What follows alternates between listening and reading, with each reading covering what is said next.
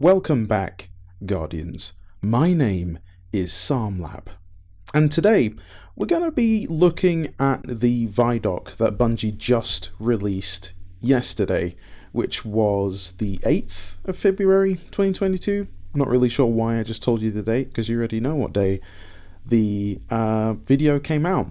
But this could be a pretty long video. I'm currently on the Witch Queen website, if you've never been to it before. But yeah, let's go ahead and check out this video. So if we scroll down to the bottom of the page, you will see a whole bunch of information about crafting, which is coming to Destiny, and a lot of story explanation and images, etc. For those who maybe haven't looked at this new expansion, or you're concerned about even paying attention to this expansion, it's worth it.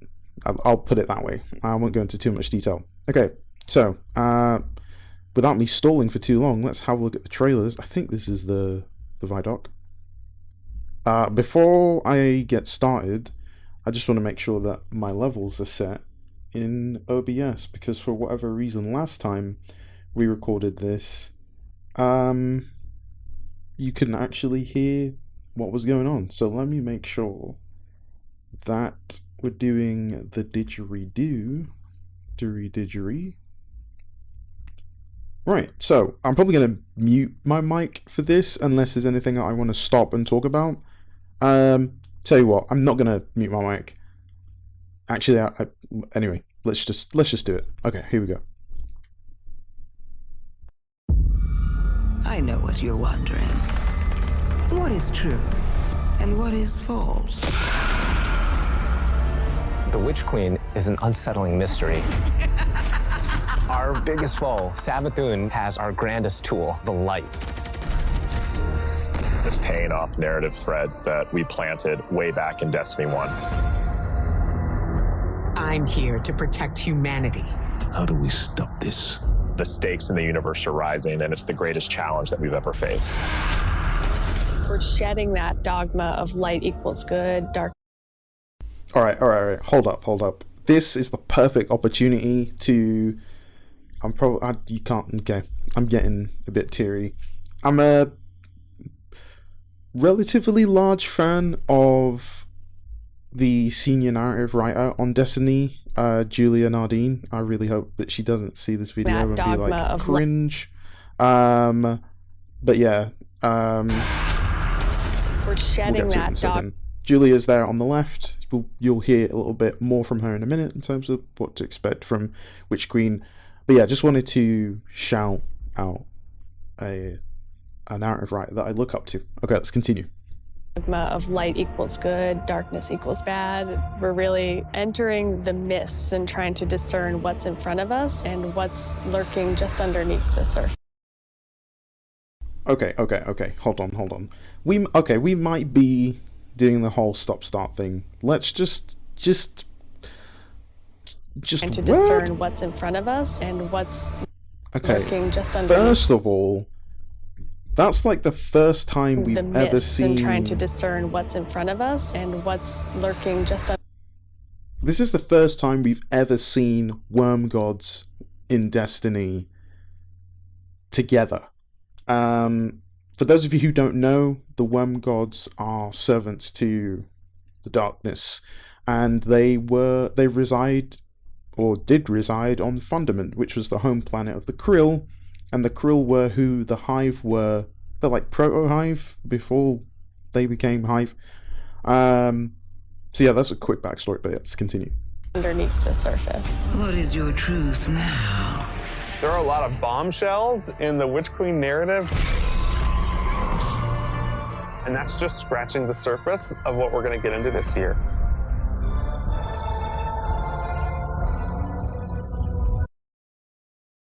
Okay, so I feel like this is a real good place to pause 1 minute in.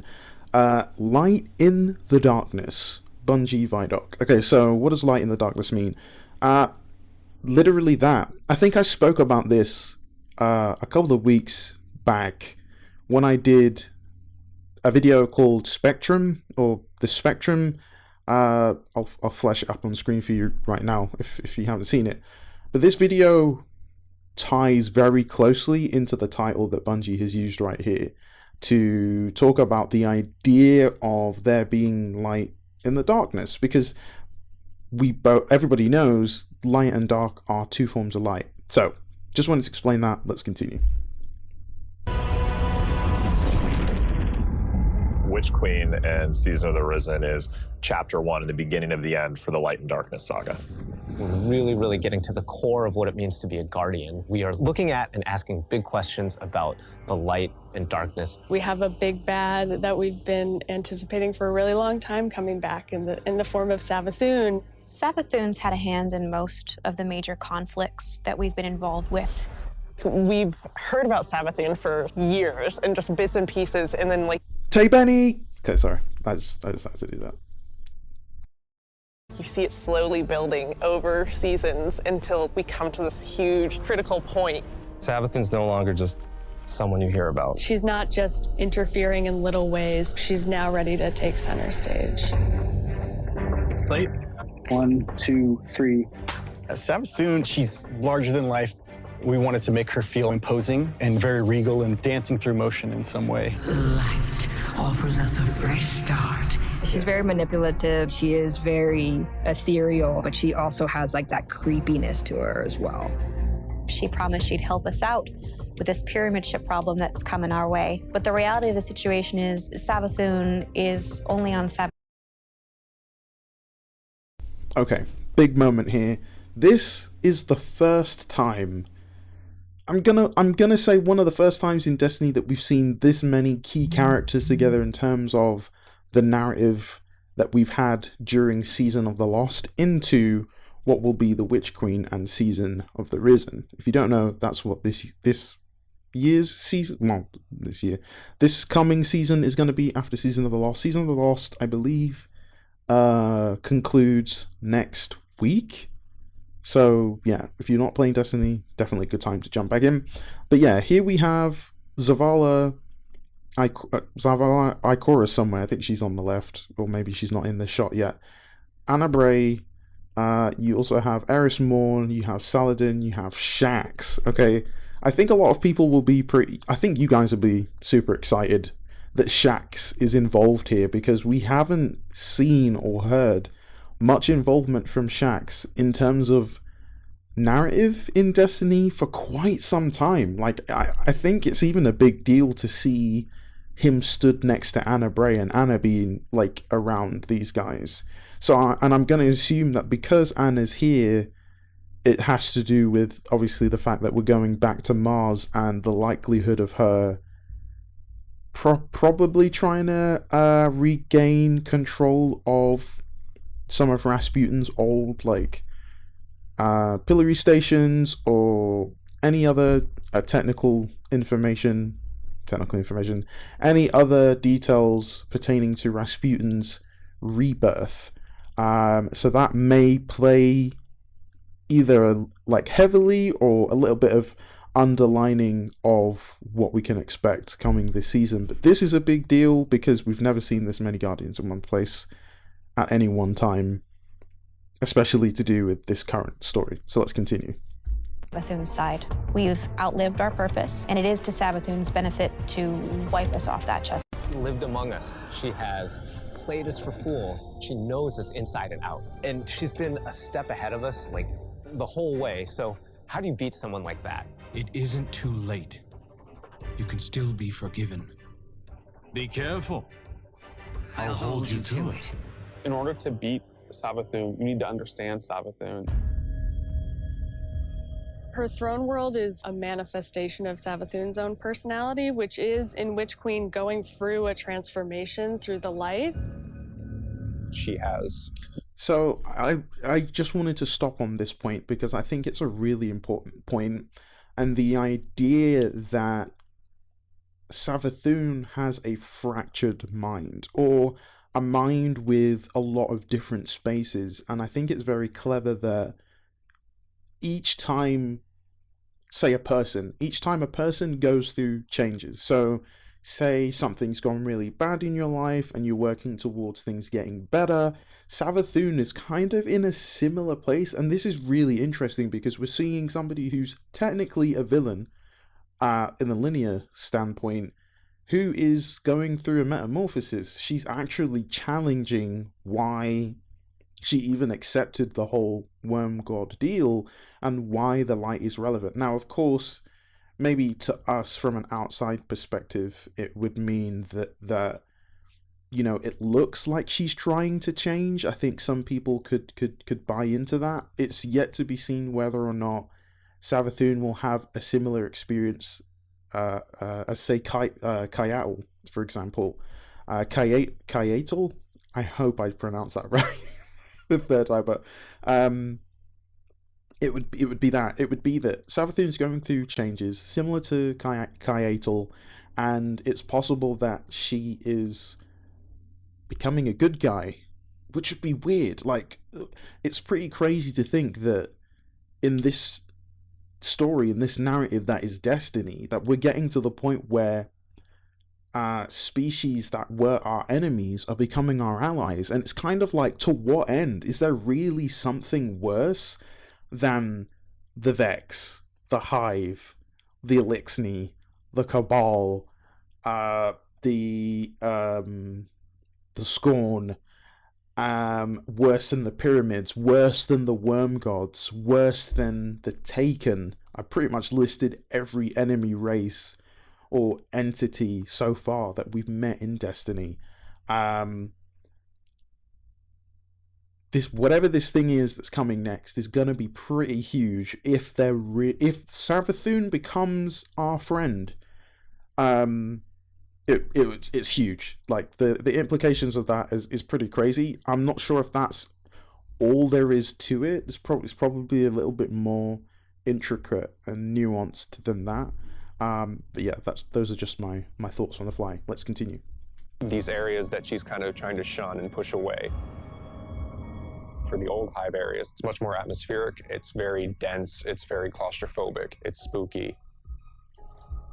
Then when you make your way into the Lucid Hive. So I just want to stop for a brief second. So he says something about the idea of, I don't want to just say something. These areas that she's kind of.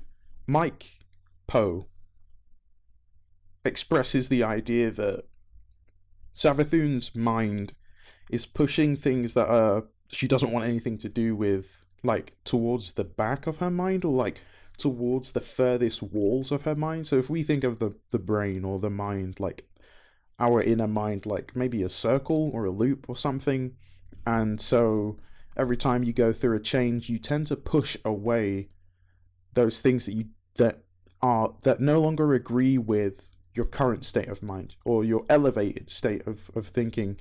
And that's kind of like what I believe that's what Mike is alluding at. So it's going to be interesting to obviously do this. So my second question off the back of what Mike just said is, does that mean that Savathune's throne world is in her mind and it doesn't really have a physical location?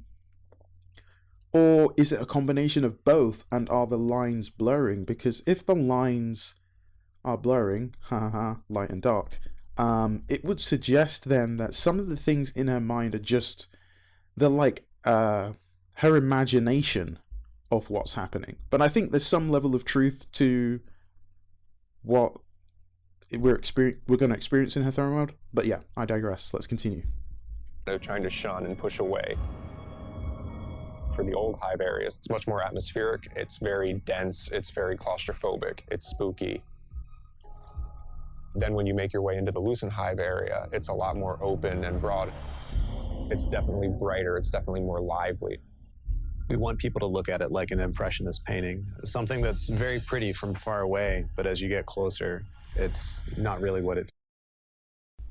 So I want to go back a second just there and talk about what one of the devs just said. Ed speaks about the idea of the throne world having like an impressionist painting kind of view. I think that's pretty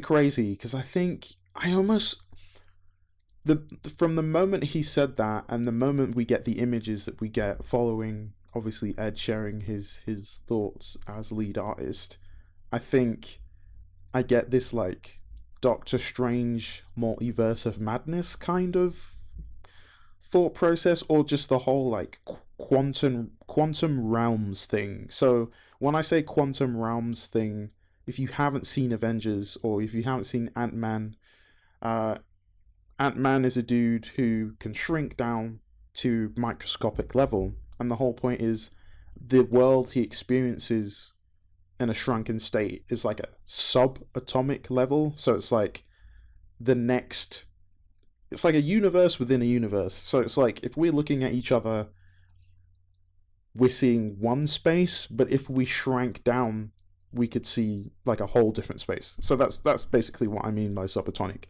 But yeah, but he's talking about this being an impressionist painting, and how when you look at something, it's not actually the thing you're looking at, but it's something else. And I love that idea, because it means that there's this like timey-wimey I don't want to say psychedelic, but yeah, on some level I think psychedelic, in the sense of that everything's blurred in together, like thought, time, and reality is like clashed together. Sorry, I'm getting super in depth, but yeah, I just wanted to lean into that point a little bit more and just share my thoughts as to what I think he's alluding to there. Let's continue.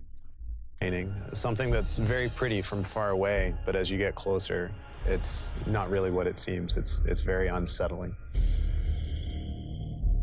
You're looking at shapes, you're looking at these things within the world, and you're not entirely sure what they are, and you have to get close and you have to investigate. What's really going to be exciting for players is that they're going to get to play that part of psychic detective. Okay, so we've got to talk about this.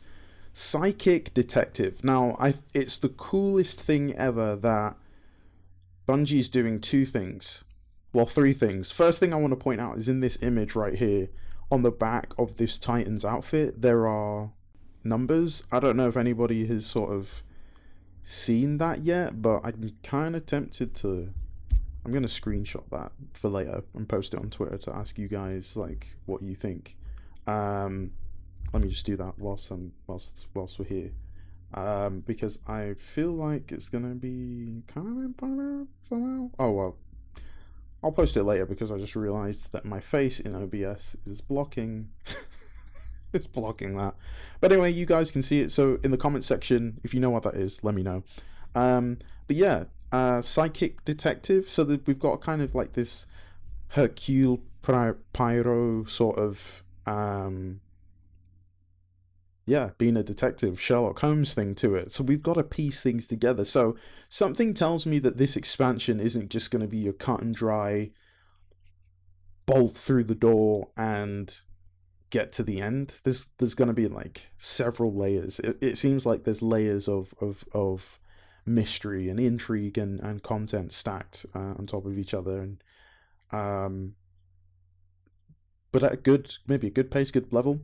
One of the other things, second thing that I wanted to mention is the gear. So the armor in this season is interesting, because it looks like armor is going to have actual utility in the world of Destiny, or at least within this throne world. And I asked this question to Kaz PhD, who I'll link his YouTube and Twitch in the channel. Kaz is a good Destiny lore friend. Kaz is a good friend and also a Destiny lore nut and friend as well. We love everything Destiny lore, along with everybody else that we constantly talk to in the Embrace Destiny community. Plug. But yeah, so armor utility is possibly going to be a thing, because now it's going to play into this brand new season. And my question is this going to extend to other planets now, where we may be able to reach areas that we otherwise didn't have access to before? So yeah, interesting point. Let's continue and hear what they have to say. Trying to solve the many mysteries of the throne world. Witch Queen campaign, I think, is probably the most ambitious campaign.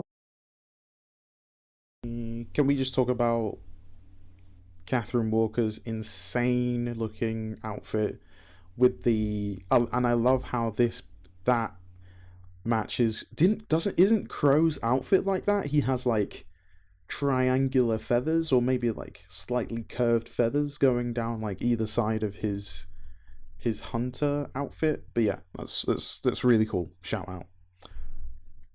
Let's continue. We've made in a very long time.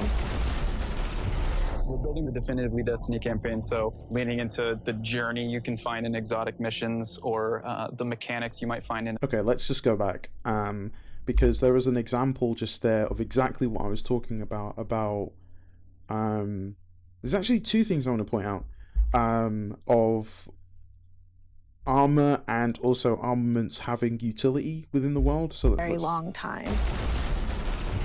We're building the definitively Destiny campaign, so leaning into... So right here, it looks like there is a Warlock casting some kind of ability here, but it looks like he's using, don't get me wrong, like white and black. That kind of feels a lot like Taken power. And it's what Oryx would use when he would take things. So to see a character, i.e. a Guardian, one of us, casting that ability is pretty cool. Number two is, to your right, through the reticle of this rifle, is some sort of weird like hive symbolage. And I'm wondering if now there's utilities through scopes. So yeah, that's my question. Let's continue. To the journey you can find in exotic missions, or the mechanics you might find in a dungeon. You have to kind of think your way through. You have to figure out like, hey, what do I need to do next in order to get to the end of this? We've got... Okay, so here it is again. As a Warlock. It seems to be only Warlocks, and that's also pretty cool. It would be weird though, but it would also make sense to the story if only Warlocks, being who they are, have the ability to reveal things or open places that other classes can't get to. So it would mean that you would be either forced to play a Warlock, which Destiny might do. They've kind of made us have to do stuff like that before in the past, where it's like, we have to play... well, we don't have to play a class, but you have to play all classes to get them through the story. For each character to have their own individual experience as a Guardian, because I guess, you know, it's like you managing your own fire team and hot swapping who you want to be. But yeah, so far we've only seen the Warlock in this VIDoc. We've only seen the Warlock cast abilities. The clip before might have been a Titan. I'm unsure. Haven't seen a Hunter do anything like this just yet. So it's interesting that we've only seen the Titan and the Warlock do it so far. Let's keep going. Savathune, right? The Queen of Lies. So this campaign is full of surprises. Savathune has all these abilities, and you got to make sure that all of the abilities of the bosses would be something worthy of her. And as I kept thinking about this, you know, I felt like I was really becoming Savathune. We've also added the legendary difficulty, which... Okay, let's just backtrack. This legendary difficulty, this screen looks incredible, by the way. Really cool. I just want to go back a couple of frames, because there's something that I really want to point out, and that is this map right here. I don't know if it'll let me... Right, here we go. So, can I jump back a bit? Thinking about this, you know, I felt like I was really becoming Savathune. Okay, so here we have a map, and ARS, that's Mars. I couldn't get it to stop exactly in the frame. I think I have an image of it somewhere. But yeah, this is part of the Mars map. Now, I believe this area is close to the D1 Mars area. I never got the opportunity to play Destiny 1, but I believe it's within this vicinity, per se. So over here is the enclave, and this is where the new crafting will be. Not sure what else is there. Not 100% sure where the Enclave's position is geographically without seeing the entirety of this whole map. This is like a preview, so this may even change after the VIDoc. Here looks like to be this is where the campaign is going to be initiated, where Savathune's story begins. We've also added the legendary difficulty, which is called Become Legend. It's not for the faint of heart. It's going to be loaded with these moments that are going to be frustrating, almost like teeth gnashing, but when you get through those encounters, you're going to feel like really accomplished. So something weird that Kaz pointed out to me yesterday, this weird bubble artifacting thing. I don't know if that's for a mobile device, and that's like somebody's thumb moving across the screen, but surely your thumb wouldn't move from one side of the screen to the other. Some people thought it was maybe like an input overlay, because this is like the test build and they're getting the user research team, test team to play through stuff and make sure everything's working correctly. I feel like this is something else, something more. Rewards, yeah. As people who have worked on raids and dungeons before, being able to broaden that it was moving with the clip that we just saw. So, but I have no idea. We'll find out later on, I'm sure. Experience for any kind of player who comes in is really important.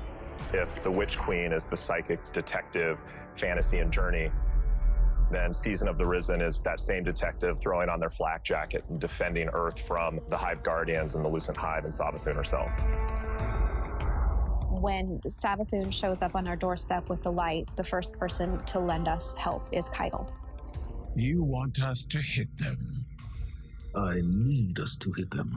She's got this light suppressing technology that the Cabal were using in Season. This is really cool, again, because we get to see Saladin and Crow and Zavala together, because obviously they were the three of them were most of the focus for Season of the Chosen, also including Osiris.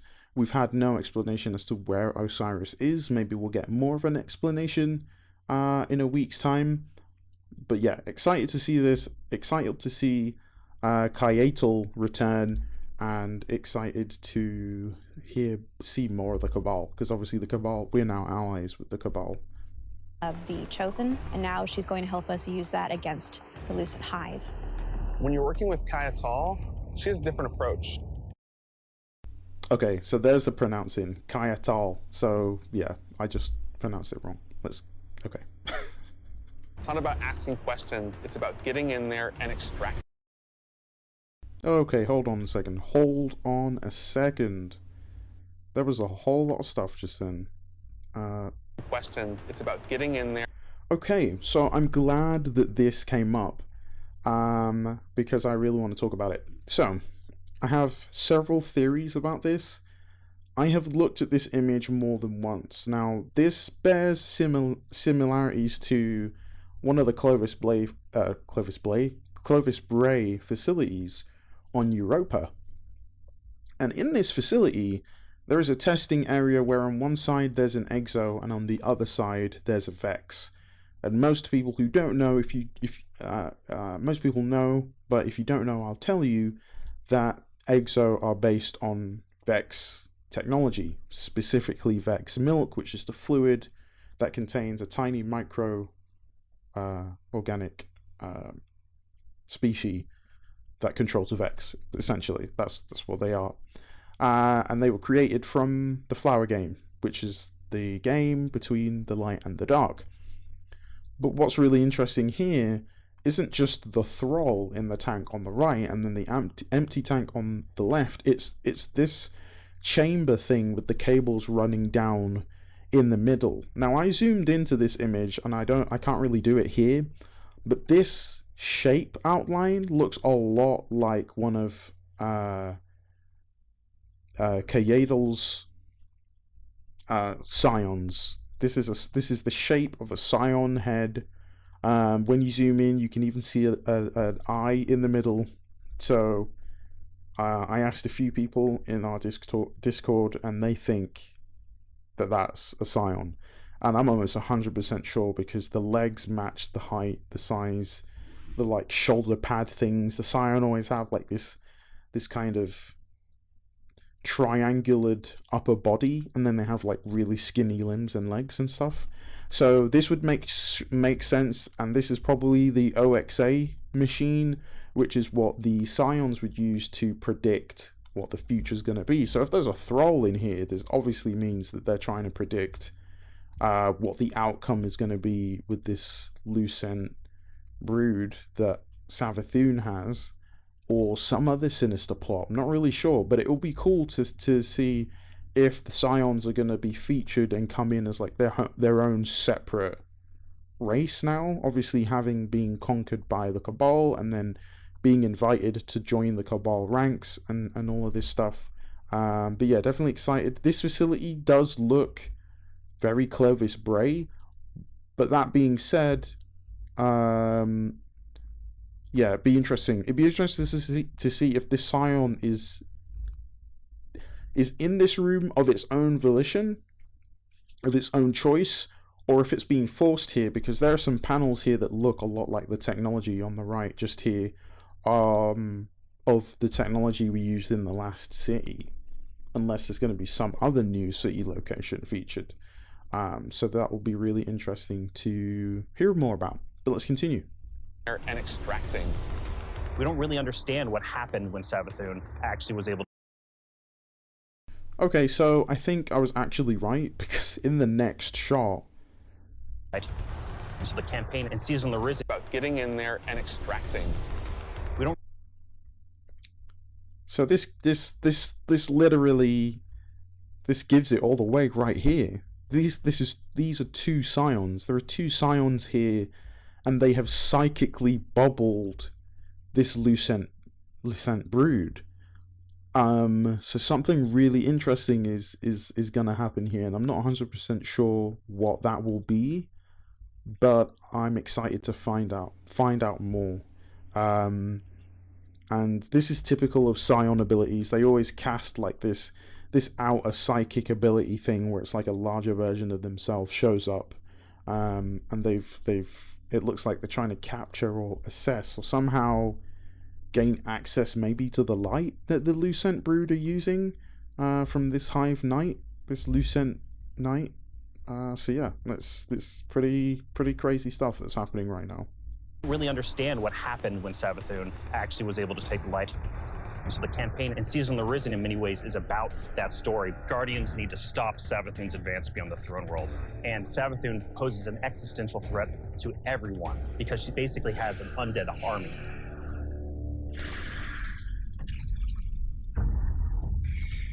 In fighting the Lucent Brood, this isn't our first time in the game fighting other light bearers, but it is the first time that we'll be facing other light bearers that have much more relentless motives. When you look at these Hive Guardians and when they do their abilities, you immediately make that connection like, oh, they are using my powers against me. As soon as we see the Knight pop its super and it has 2 shields, you immediately are like, oh yeah, I see that connection. Sorry, and then it's like, and then you're like, it hits you with those things and then you're dead, and it's just an amazing experience. Can I just express how much I love this guy? Like, honest to God. When you look at these... Dave Samuel is really cool, and I just really appreciate his enthusiasm as senior art lead, because I feel like when you work on a game like this, you always need a couple of people, or that one person who's always excited to create something new. And I feel like every time he's on screen, he always gives us a new insight. Like, obviously, I'm sure not every day is just, you know, hype, but like, if it was, that would be cool, because you need it. Like, a whole, you know, 365 days a year working on the same game, it could get boring. But I think Bungie have such a creative team of really diverse people with diverse perspectives and ways of thinking and creating, that having somebody like Dave in the fray probably like just intensifies how excited how exciting it is to work on this project, and how exciting it is to like receive the end product of like collector's edition, or like playing through Destiny itself, or like reading through Destiny lore. Yeah, so I just wanted to express my gratitude to Dave. Hive Guardians, and when they do their abilities, you immediately make that connection like, oh, they are using my powers against me. As soon as we see the Knights pop its super and it has 2 shields, you immediately are like, oh yeah, I see that connection. And then it's like, and then you're like, it hits you with those things, and then you're dead, and it's just an amazing experience. The Guardians themselves kind of feel like a fire team that you're fighting against. You got every class represented. The Acolyte, when that character casts, does very similar thing as the player, like the Arc Wizard. The sparks go out, it's ready to go. If you're not smart about it, if you're not paying attention, you are essentially going to have to play that fight over again. If you're successful in taking down one of these Hive units that are wielding the light, you actually have to go up and kill their ghosts. That was like one of my favorite things that we were able to do in this game, is just that moment where you crush the ghost. Okay, so I have so many thoughts about this, and the fact that these are ghosts, or these were ghosts, but they are still ghosts using the light, like channeling the light, and somehow I don't know if any of them can talk, but it's going to be interesting to find out if they can, to learn why and how they even became transformed. It's really interesting to me, and a really crazy idea, and I think opens up a lot of potential for Guardians and who we are, what it means to use the light or what it means to not use the light, and like this morale and having to face destroying what is your ally. Crazy. But let me let the team do a better explanation than this. It's kind of this moral dilemma. A ghost is your companion, and now suddenly you have one in your hand and you're about to crush it. The first time it happens, you're like looking at your hand like, I can't believe what I've just done. Am I doing this? Should I be doing this? I have a ghost. Yeah, like, exactly. What does is this going mean? Savathune and her Lucid Brood are the most dangerous enemies we've faced so far. And so we're going to need better, more powerful weapons and tools to fight against that threat. We did a bunch of work early on looking at various different types of weapons we could add to the sandbox. We wanted to introduce a special weapon archetype that was effective more at a middle range, but also had these kind of additional roles associated with it. The Glaive is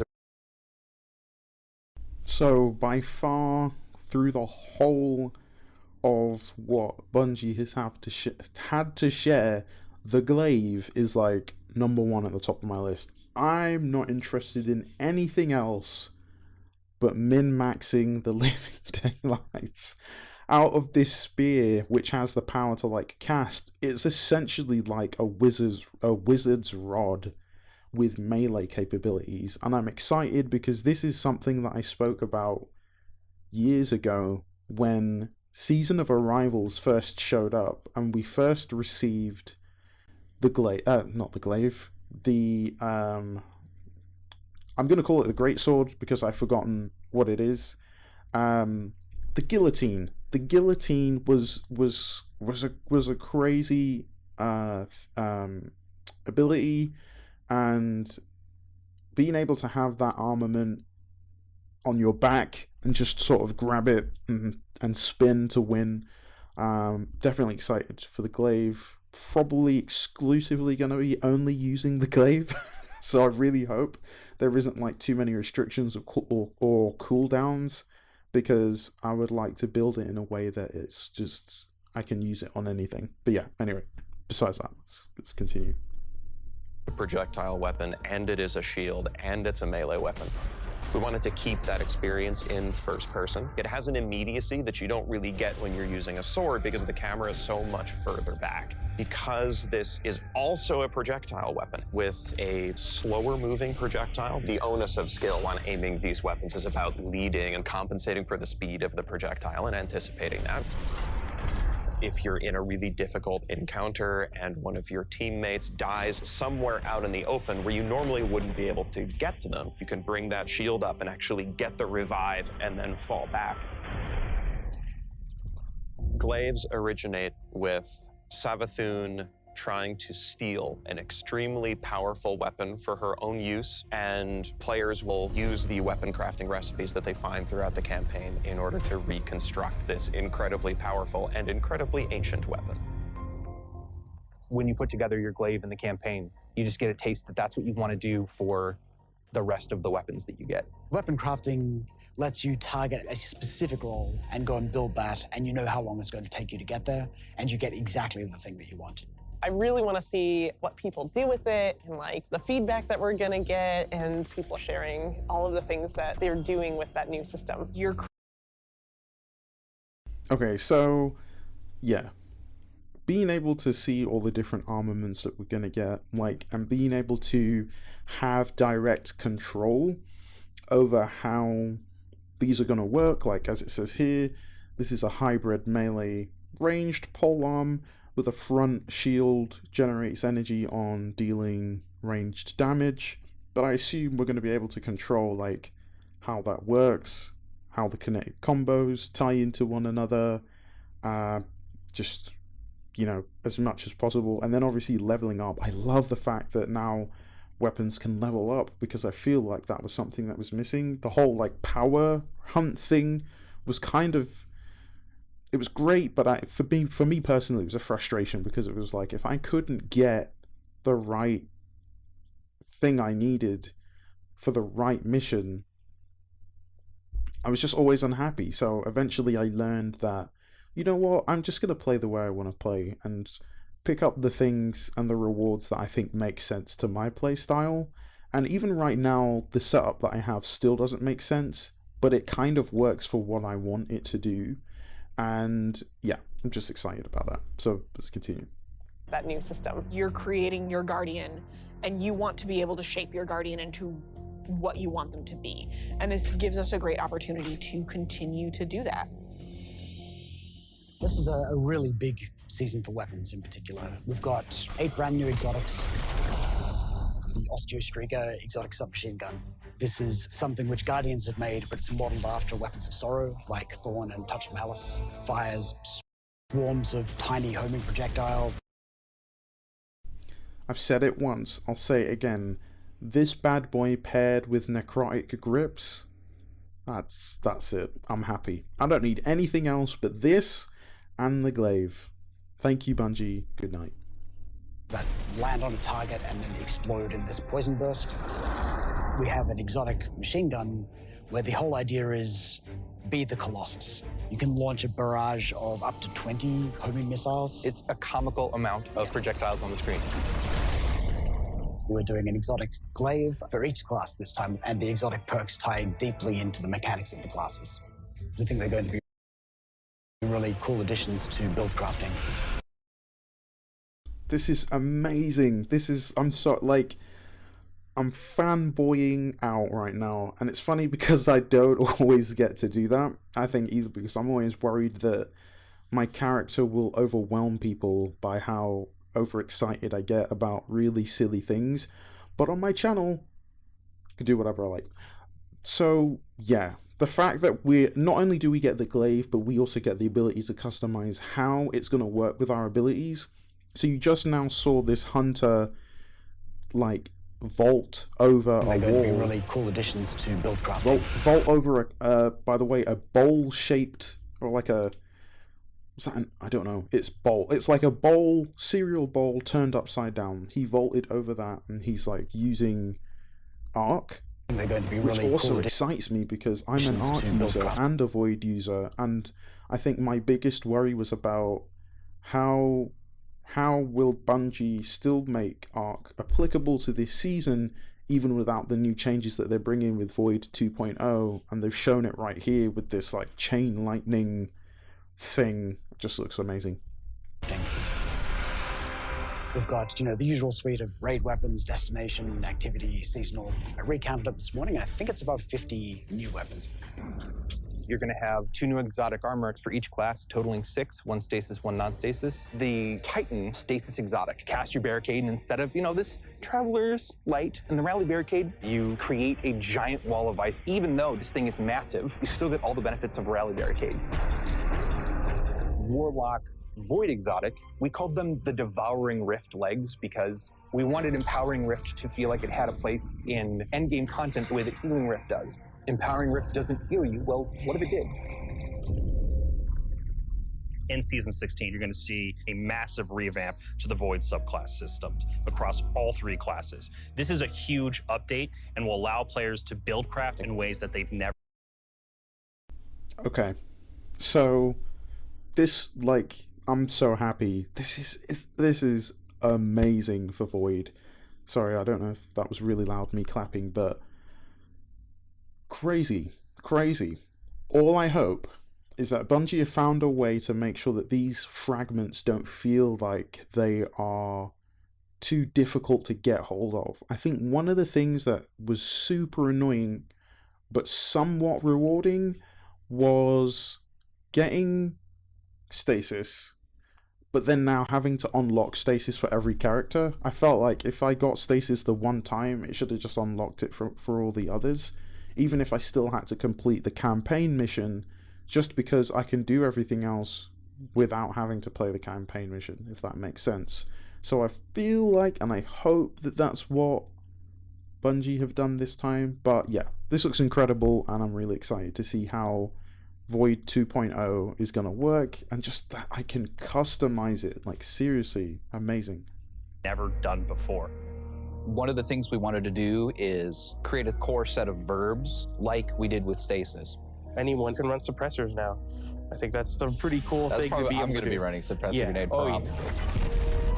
We wanted you to feel like you were the energy vampire, feel like you were the Night Stalker, feel like you were that protector, that big Sentinel Titan. So you're going to see things like Bastion, the new Titan aspect, where you take your big old Sentinel shield, slam it into the ground, and create this Void Barricade that's going to apply overshield to you and your buddies. My favorite aspect is probably Child of the Old Gods. As this Warlock controlling space and time, I'm able to rip a hole into another dimension and then pull out this little, like, sentient black hole. Whenever I target an enemy, my little black hole buddy is going to fly over there and start draining their life force. The Void 3.0 update is really setting the stage for how we're thinking about updating the subclasses for the rest of the year. We're going to extend this philosophy to Solar and Arc. Solar obviously is going to be about burning, but there's this other component to Solar, and that's healing. Arc is all about chaining. It's all about lightning, direct attacks, quickness. We're going to take the fantasies that you know and love today. We're going to embellish them. So what you'll see is like all of the new abilities, all the new actions you take, reinforce that to the core. Pretty excited about it. Alright, I just got to pause for a minute, because I just wanted to point out that Destiny is built on technically an old engine. This is Unreal. Is this Unreal 1 or Unreal 5? Somebody in the comments can correct me. But this is a custom built Unreal. It's based on Unreal, or maybe is it Unreal 4 they're using? I can't remember. But they're using a slightly older version of Unreal. I could also be wrong there, so don't quote me. But I'm pretty sure if I check their tech blog, it will tell me. So if I do find out, I'll leave it in the comment section below. But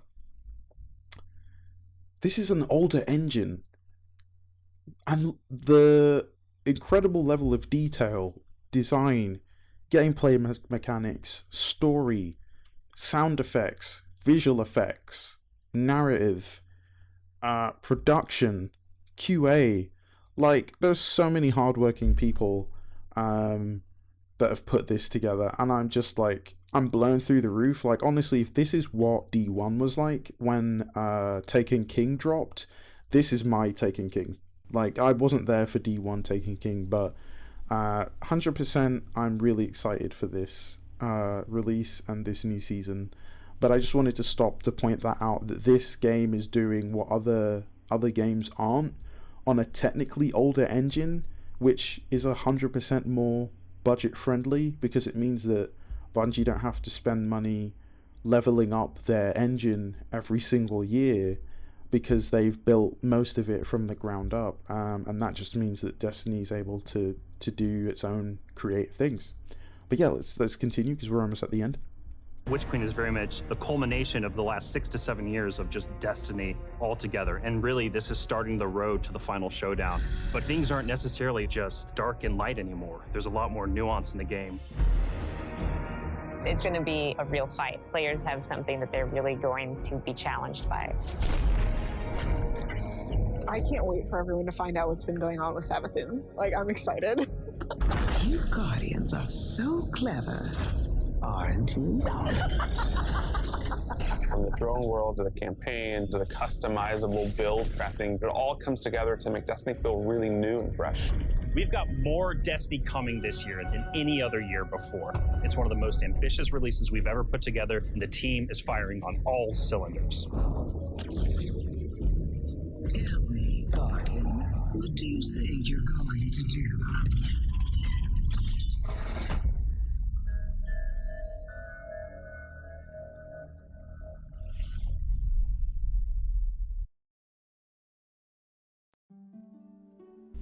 Alright guys, so that is it. We're at the end of the video. Final thoughts, insane. I already watched this yesterday, so that's probably why my level of hype is like curtailed, but I know that Bungie have a whole lot more coming. We still have the end of Season of the Lost, which will be happening probably next week, Tuesday, I'm going to assume, unless Bungie does something different, but I imagine tomorrow's TWAB will explain and break everything down in a little bit more detail. They'll probably have some more stuff to share with us.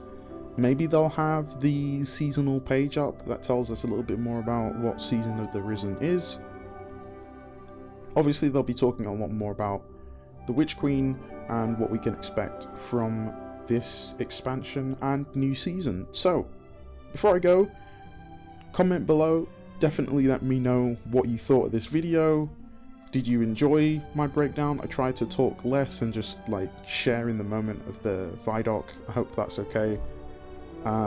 Thank you to Bungie as always for just making this incredible game, and also creating something that allows other people to create on top of. So it's like this sandwich with multiple layers that just keeps going. Don't know if that's the best description. Maybe an onion, really big onion. That's also probably not a great description, and I'm not sure why I keep using food as my analogies, because I just had lunch, so I'm not hungry. But yeah, apart from that, thank you guys for watching. Thank you for supporting the channel. If you enjoy this, please feel free to like and also subscribe and hit the bell notification. And for those of you who don't know, I have a Buy Me a Coffee page. What is that? That essentially allows me to keep doing what I'm doing. So you could basically buy me a coffee, or you could become a member, a SalmLab family member, and you would get exclusive access to hear about what I'm working on next. Most of you know I'm working on Old Chicago, so I'd probably share with you a whole bunch of like behind the scenes stuff on that if you're interested. Yeah, probably not going to say a whole lot more about that just because of keeping everything like, you know, under wraps. But yeah, that's it. Remember that no matter what you're going through in life, you can do all things. So stay safe and Godspeed. See you.